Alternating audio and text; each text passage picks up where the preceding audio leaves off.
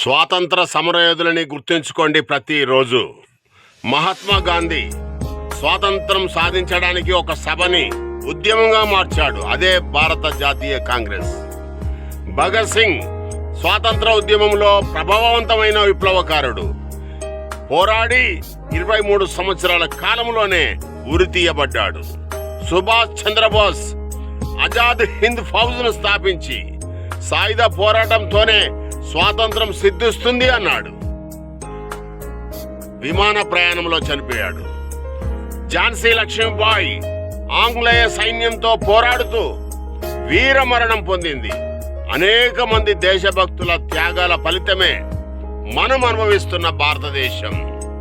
స్వేచ్ఛ స్వతంత్రాలు కలిగిన భారతదేశం. స్వాతంత్ర సమరయోధులను గుర్తుంచుకోండి. వీరందరిది ఒక ఎత్తు అయితే డాక్టర్ బిఆర్ అంబేద్కర్ది ఒక ఎత్తు. మహాజ్ఞాని. ఆయన ముందు రవి అస్తమించని బ్రిటిష్ సామ్రాజ్యమే వణికిపోయింది. మరి